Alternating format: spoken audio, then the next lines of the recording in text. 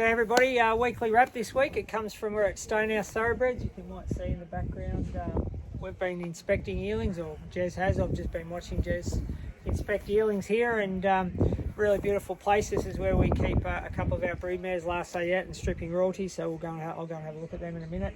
You looked at 25 horses here today. Part of your job, I suppose, is to make it a bit easier when the Premier sales come around. You go and pop onto a few farms, have a look at horses before you see them at the sales? Yeah, I'll try and get around.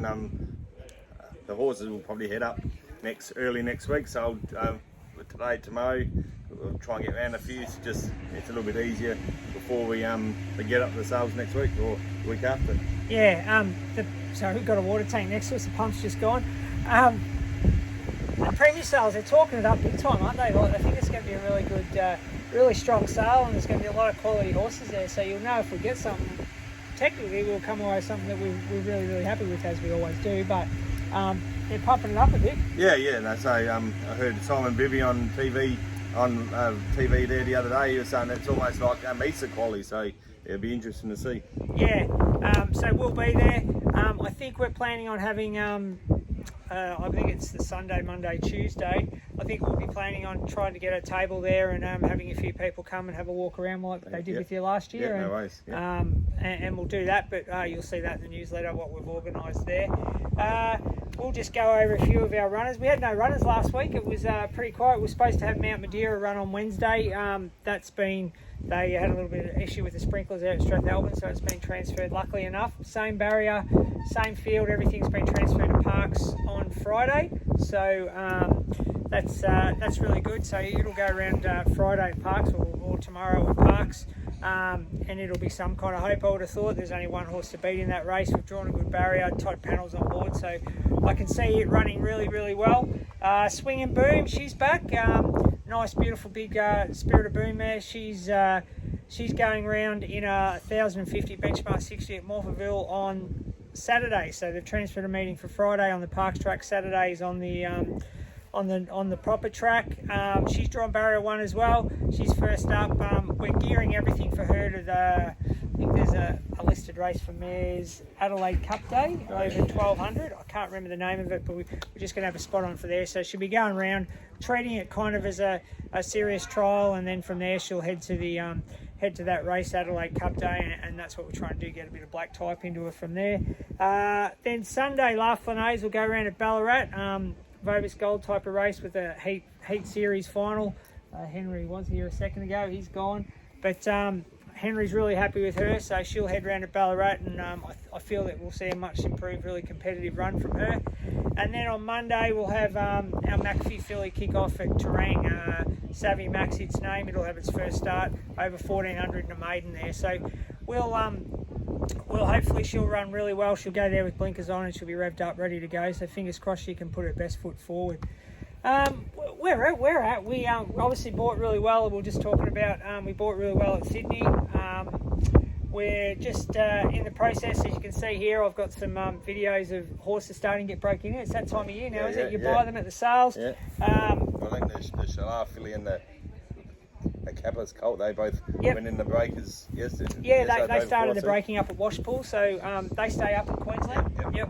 They stayed up in Queensland. Kevin at Washpool started breaking them in on Monday. They'll be done in 4 weeks. They'll be down here, and the education begins for those early horses that we buy at those sales. That's why we're buying, that's why you might pay a little bit more for a horse at those sales, isn't it, Jess?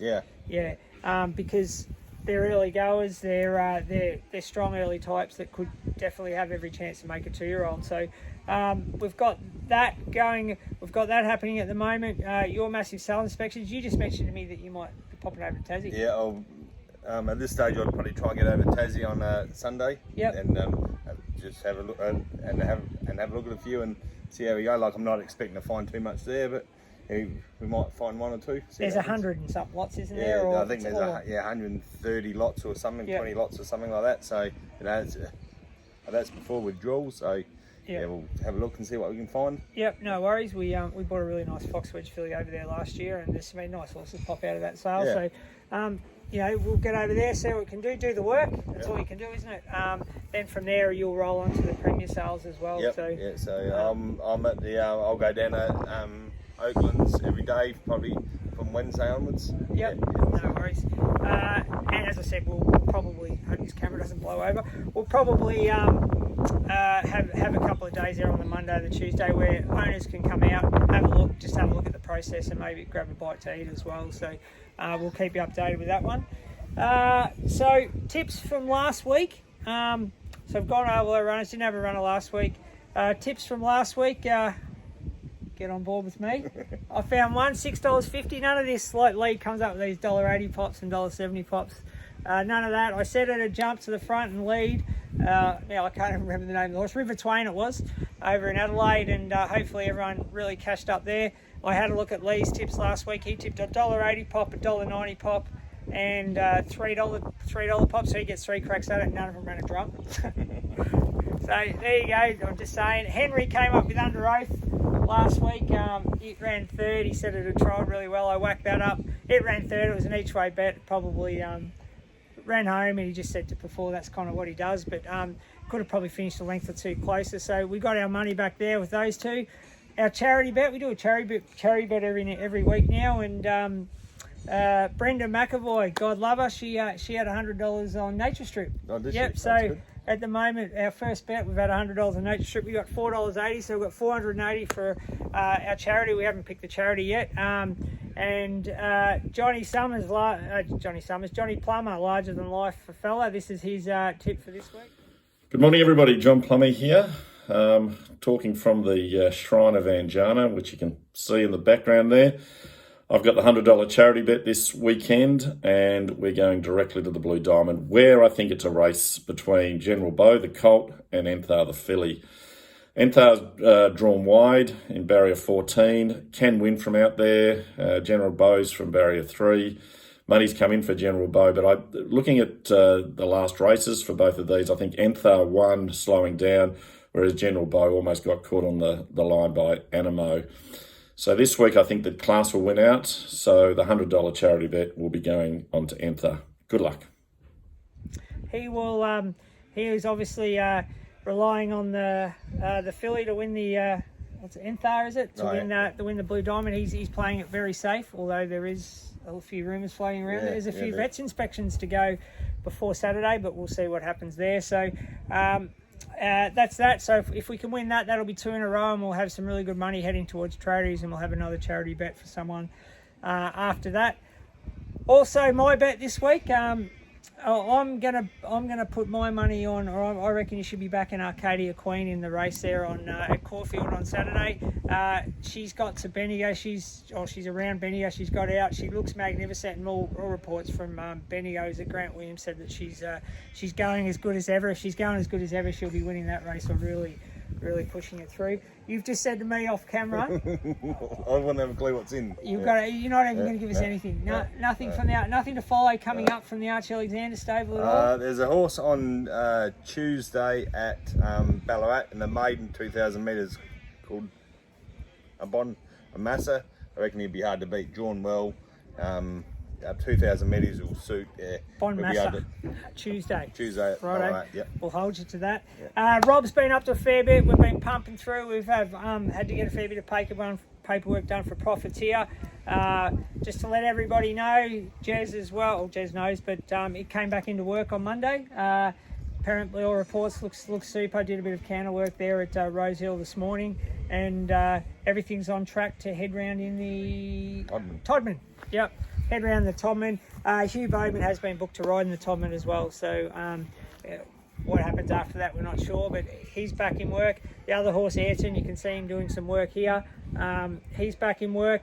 Spelled sensational, looks really good. So that's really exciting times. Any other horses that you've got interest in? Hong Bao went to the paddock. You really like him. Yeah, he's a really nice horse. Yeah, Henry we're talking about. We went and I saw the Rich Enough filly. Here's the video of it. I saw her on whatever day it was, Tuesday. She looks really good. I dropped a couple off at the Breakers. She looks magnificent, so she's got a couple more weeks and then she'll be back into work. Josh has got a few over there, young horses that he's working away with at the moment. We've got a really nice little Holler filly as well that we like as well. So everything's ticking along really well. It's a good time of year. So buy these horses, get them broken in, Still got massive expectations for all the yearlings we buy, and you never know where they're going to end up, do you? Exactly. yeah. Hopefully we're back at the Inglis or Magic Millions races. That's the plan anyway. Yep.